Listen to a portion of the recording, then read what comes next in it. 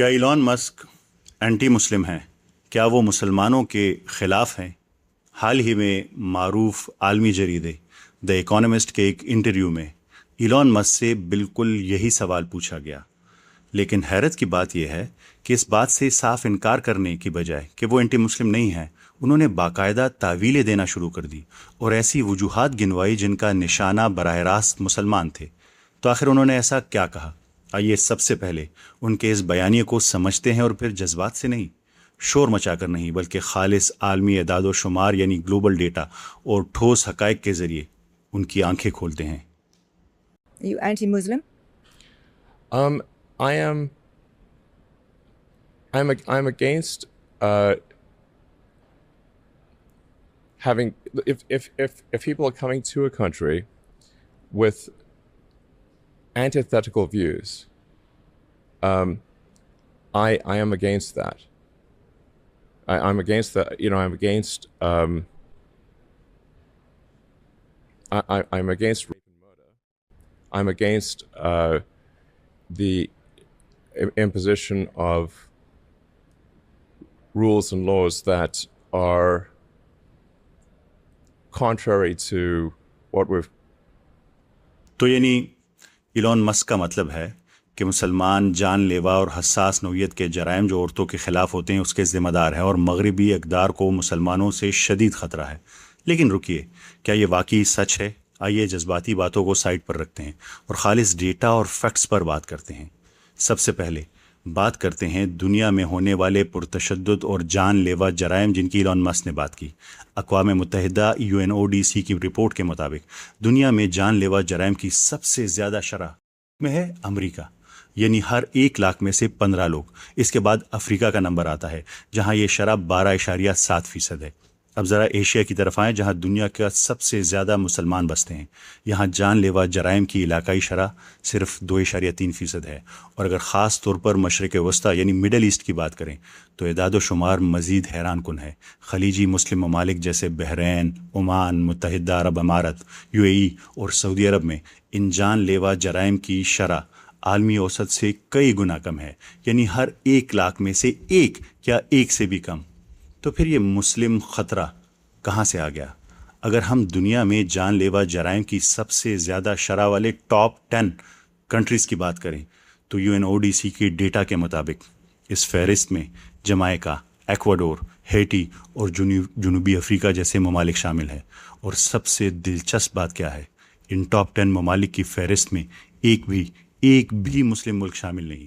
جی ہاں، صفر، بالکل زیرو مسلم ملک۔ تو ایلون مسک کا یہ دعویٰ زمینی حقائق کے بالکل الٹ ہے۔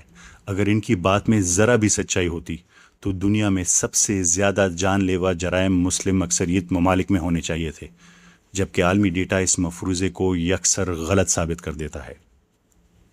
اب ذرا ان کے دوسرے بڑے الزام کی طرف آتے ہیں، جس میں خواتین کے خلاف ہونے والے سنگین جرائم کا سارا ملبہ بھی مسلمانوں پر ڈال دیا جاتا ہے۔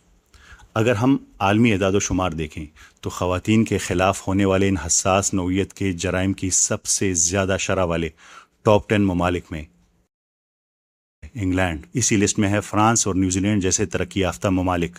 اور دلچسپ بات یہ ہے کہ اس ٹاپ 10 فہرست میں ایک بھی مسلم ملک شامل نہیں۔ یہ اعداد و شمار اس بات کا واضح ثبوت ہے کہ ان جرائم کا کسی خاص مذہب سے کوئی تعلق نہیں، اور یہ الزام محض ایک بے بنیاد پروپیگنڈا ہے۔ بات یہیں ختم نہیں ہوتی۔ چوری اور منشیات کی لت یعنی ایڈکشن کی بلند ترین شرح والے ٹاپ 10 ممالک سب کے سب غیر مسلم ممالک ہیں۔ دنیا میں انسانی استحصال یعنی ہیومن ایکسپلوٹیشن کی سب سے زیادہ شرح بت ماننے والے ممالک میں ہے، اور باقی ٹاپ 10 میں عیسائی ممالک ہیں، کوئی مسلم ملک نہیں۔ دنیا کے سب سے خطرناک غیر قانونی ڈرگ کارٹلز یعنی مافیاز اور گینگز چلانے والے کون ہیں؟ ٹاپ 6 میں سب کا تعلق غیر مسلم ممالک سے ہے۔ اگر بات متضاد نظریات یعنی اینٹی تھیٹیکل ویوز جس کی ایلون مسک نے بات کی اور دنیا کو تباہ کرنے کی ہو تو ہسٹری اٹھا کر دیکھ لیں۔ انسانی تاریخ کی سب سے بڑی تباہیاں، پہلی اور دوسری جنگ عظیم، کس نے شروع کی؟ یہ جنگیں مسلمانوں نے نہیں، بلکہ یورپ کی قوم پرستی، سامراجیت اور ان کے جغرافیائی مفادات نے شروع کی۔ اس کا اسلام سے دور دور تک کوئی تعلق نہیں تھا۔ آج کا یورپ اور مغربی تہذیب جس سائنسی انقلاب، جس رینیسنس اور روشن خیالی پر فخر کرتی ہے، اس کی بنیاد دراصل مسلمانوں نے ہی رکھی تھی۔ ذرا یاد کریں، اسپین یعنی اندلس میں مسلمانوں کا 800 سالہ دور، جب پورا یورپ تاریک دور یعنی ڈارک ایجز کی جہالت میں ڈوبا ہوا تھا، تب قرطبہ کی لائبریریاں، یونیورسٹیاں، الجبرا، طب، میڈیسن اور فلسفے کا علم مسلمانوں کے ذریعے ہی مغرب تک پہنچا۔ تو سوچنے کی بات ہے کہ جو قوم مغرب کو علم، تہذیب اور سائنسی سوچ سکھانے کا سبب بنی، وہ آج ان کی اقدار کے لیے خطرہ کیسے ہو سکتی ہے؟ اور اگر ہم آج کی جدید دور کی بات کریں تو زمینی حقائق کیا کہتے ہیں؟ اگر واقعی مسلمان یا تارکین وطن مغربی معاشرے کے لیے خطرہ ہیں، تو آج مغربی ہسپتال، آئی ٹی انڈسٹری اور معیشت کا پہیہ کون چلا رہا ہے؟ حقیقت یہ ہے کہ امریکہ اور برطانیہ کا ہیلتھ کیئر سسٹم، بالخصوص برطانوی نظام صحت یعنی NHS، ہزاروں مسلم ڈاکٹرز اور طبی عملے کی دن رات خدمات پر کھڑا ہے۔ سلیکون ویلی جس پہ ایلون مسک فخر کرتے ہیں، اس کی ٹاپ ٹیک کمپنیوں میں مسلم انجینئرز اور پروفیشنلز کا کردار ریڑھ کی ہڈی کی حیثیت رکھتا ہے۔ یعنی جو لوگ مغربی معاشرے کو صحت مند اور جدید بنا رہے ہیں، بے بنیاد پروپیگنڈے کا تحت انہی کو معاشرے کا خطرہ بنا کر پیش کیا جا رہا ہے۔ اب یہاں ایک بہت اہم نفسیاتی اور سماجی سوال پیدا ہوتا ہے۔ اگر ڈیٹا اور حقائق مسلمانوں کے خلاف نہیں ہے تو پھر ارب پتی، بلینئرز، اشرافیہ، ایلیٹ اور سیاستدان صرف انہی کو، مسلمانوں کو نشانہ کیوں بناتے ہیں؟ سائیکالوجی میں اسے ادرنگ اور قربانی کا بکرا یعنی اسکیپ گوٹنگ بنانا کہا جاتا ہے۔ جب مغربی ممالک میں معاشی بحران آتا ہے، مہنگائی بڑھتی ہے یا نوکریوں کا مسئلہ آتا ہے، اور جب حکومتی پالیسیاں ناکام ہو جاتی ہے، تو عوام کا غصہ ان ارب پتی حکمران طبقات کی طرف مڑ سکتا ہے۔ اسی غصے کو کے رخ موڑنے کے لیے انہیں ایک ولن چاہیے ہوتا ہے۔ مسلمانوں اور تارکین وطن کو وہ قربانی کا بکرا بنایا جاتا ہے تاکہ عوام اصل مسائل پر سوال اٹھانے کی بجائے آپس میں ہی الجھے رہیں۔ یہ کوئی اتفاق نہیں بلکہ ایک سوچی سمجھی نفسیاتی گیم ہے، اور اس کھیل میں سب سے بڑا ہتھیار بنتا ہے سوشل میڈیا۔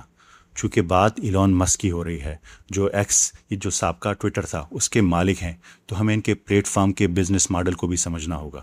سوشل میڈیا پر نفرت کیوں بکتی ہے؟ کیونکہ ان پلیٹ فارمز کا الگورتھم ایکو چیمبرز کے اصول پر کام کرتا ہے۔ نفسیاتی طور پر منفی خبریں، خوف اور نفرت انگیز بیانیے انسانی دماغ کو زیادہ جلدی اپنی طرف کھینچتے ہیں۔ مسلمانوں کے خلاف خوف پھیلانے سے انہیں زیادہ کلکس ملتے ہیں، یوزرز ملتے ہیں اور زیادہ انگیجنگ ٹائم ملتا ہے۔ یہ سراسر نفرت کا کاروبار ہے۔ ان اعداد و شمار کو سامنے لانا اس لیے بے حد ضروری تھا کیونکہ آج کی نوجوان نسل ایلون مسک جیسی شخصیات کو بہت سنتی ہے اور ان کی باتوں سے گہرا اثر لیتی ہے۔ اتنے بڑے پلیٹ فارم سے آنے والا کوئی بھی ایسا بے بنیاد بیان دنیا بھر میں مسلمانوں کے خلاف تعصب کی آگ کو مزید بھڑکا سکتا ہے۔ حقیقت یہ ہے کہ جرائم کا کوئی مذہب نہیں ہوتا۔ جرائم غربت، نفس کی غلامی، معاشی عدم استحکام اور کرپٹ سسٹم کی وجہ سے جنم لیتے ہیں۔ دنیا کے تمام مسائل کا ملبہ اسلام پر ڈال دینا صرف ایک سستی سیاست اور اسکیپ گوٹ بنانے والی بات ہے۔ ایک باشعور انسان کا کام یہ ہے کہ وہ سنے سنائے بیانیوں کے پیچھے بھاگنے کی بجائے فیکٹس کو دیکھیں۔ اگلی بار جب کوئی ایسی ٹویٹ یا ویڈیو آپ کے سامنے آئے تو اسے آنکھ بند کر کے شیئر نہ کریں، بلکہ تھوڑا غور و فکر ضرور کریں کہ یہ سچ ہے یا جھوٹ۔ آپ سب کا بہت شکریہ۔ ملتے ہیں اگلی بار۔ اللہ حافظ۔